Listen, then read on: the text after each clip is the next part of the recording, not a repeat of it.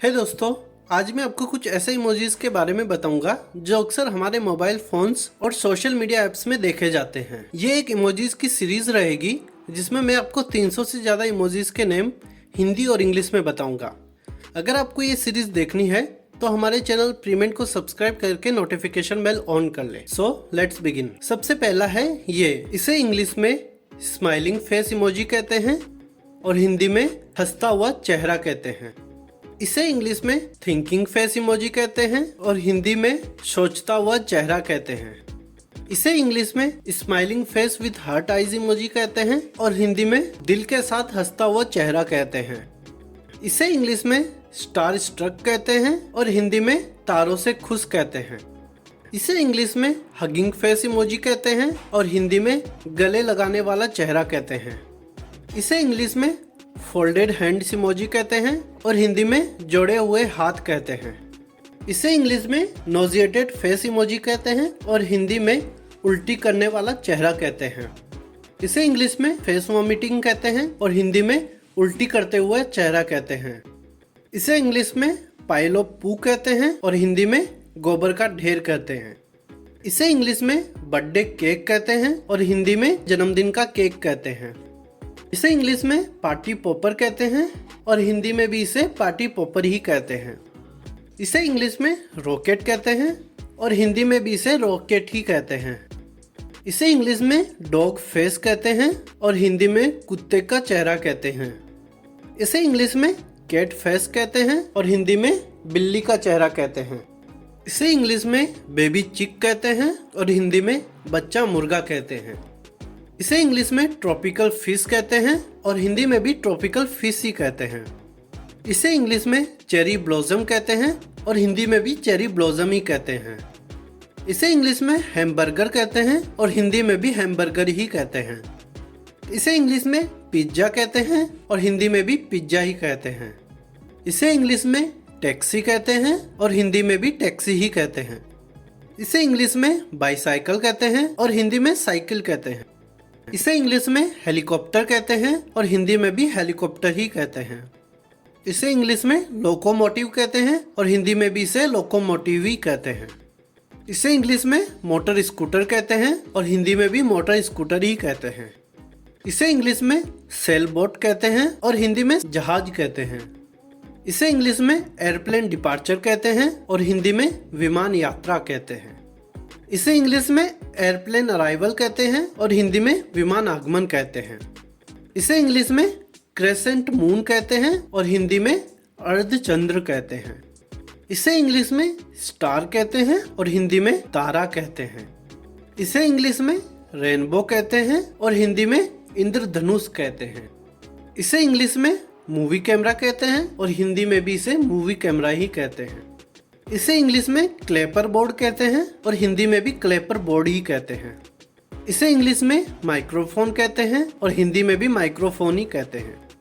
इसे इंग्लिश में हेडफोन कहते हैं और हिंदी में भी इसे हेडफोन ही कहते हैं।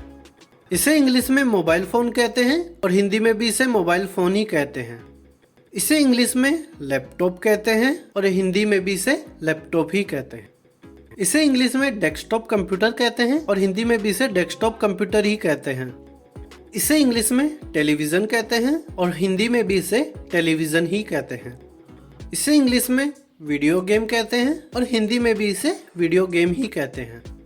इसे इंग्लिश में आर्टिस्ट पैलेट कहते हैं और इसे हिंदी में कलाकार पैलेट कहते हैं।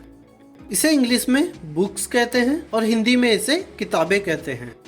इसे इंग्लिश में ओपन बुक कहते हैं और हिंदी में इसे खुली किताब कहते हैं। इसे इंग्लिश में पुशपिन कहते हैं और हिंदी में भी इसे पुशपिन ही कहते हैं। इसे इंग्लिश में राउंड पुशपिन कहते हैं और हिंदी में गोल पुशपिन कहते हैं। इसे इंग्लिश में पेपर क्लिप कहते हैं और हिंदी में भी इसे पेपर क्लिप ही कहते हैं। इसे इंग्लिश में सीजर्स कहते हैं और हिंदी में कैंची कहते हैं। इसे इंग्लिश में स्ट्रेट रूलर कहते हैं और हिंदी में सीधी सीमा पत्र कहते हैं। इसे इंग्लिश में ट्रायंगुलर रूलर कहते हैं और हिंदी में त्रिकोणीय सीमा पत्र कहते हैं। इसे इंग्लिश में पेंसिल कहते हैं और हिंदी में भी इसे पेंसिल ही कहते हैं। इसे इंग्लिश में फाउंटेन पेन कहते हैं और हिंदी में भी इसे फाउंटेन पेन ही कहते हैं। इसे इंग्लिश में पेन कहते हैं और हिंदी में भी इसे पेन ही कहते हैं। इसे इंग्लिश में मेमो कहते हैं और हिंदी में इसको नोटिस कहते हैं। इसे इंग्लिश में क्रेयोन कहते हैं और हिंदी में भी इसे क्रेयोन ही कहते हैं। इसे इंग्लिश में पेंट ब्रश कहते हैं और हिंदी में भी इसे पेंट ब्रश ही कहते हैं। इसे इंग्लिश में कलर्ड पेंसिल कहते हैं और हिंदी में इसे रंगीन पेंसिल कहते हैं। इसे इंग्लिश में lower left ball point pen कहते हैं और हिंदी में इसे बॉल पॉइंट पेन कहते हैं। इसे इंग्लिश में ब्लैक निब कहते हैं और हिंदी में इसे काली कलम कहते हैं। इसे इंग्लिश में पेपर क्लिप कहते हैं और हिंदी में भी इसे पेपर क्लिप ही कहते हैं। इसे इंग्लिश में रूलर कहते हैं और हिंदी में इसे सीमा पत्र कहते हैं। इसे इंग्लिश में लिंक्ड पेपर क्लिप्स कहते हैं और हिंदी में इसे जुड़े हुए पेपर क्लिप कहते हैं। इसे इंग्लिश में बेंट पेपर क्लिप कहते हैं और हिंदी में इसे मोड़ी हुई पेपर क्लिप कहते हैं। इसे इंग्लिश में प्रोटेक्टर कहते हैं और हिंदी में भी इसे प्रोटेक्टर ही कहते हैं। इसे इंग्लिश में वाइट निब कहते हैं और हिंदी में इसे सफेद कलम कहते हैं। इसे इंग्लिश में ब्लैक निब कहते हैं और हिंदी में इसे काली कलम कहते हैं। इसे इंग्लिश में क्लोज्ड बुक कहते हैं और हिंदी में इसे बंद किताब कहते हैं। इसे इंग्लिश में ग्रीन बुक कहते हैं और हिंदी में इसे हरा किताब कहते हैं। इसे इंग्लिश में ब्लू बुक कहते हैं और हिंदी में इसे नीली किताब कहते हैं। इसे इंग्लिश में ऑरेंज बुक कहते हैं और हिंदी में इसे नारंगी किताब कहते हैं। इसे इंग्लिश में ओपन बुक कहते हैं और हिंदी में इसे खुली किताब कहते हैं। इसे इंग्लिश में बुक्स कहते हैं और हिंदी में इसे किताबें कहते हैं। इसे इंग्लिश में नोटबुक कहते हैं और हिंदी में भी इसे नोटबुक ही कहते हैं।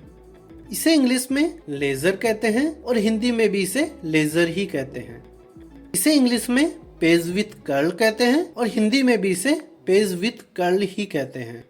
तो दोस्तों, इस वीडियो में मैंने आपको 70 इमोजीज के नाम हिंदी और इंग्लिश में बताए हैं। आशा करता हूँ आपको ये इन्फॉर्मेशन ज़रूर काम आएगी।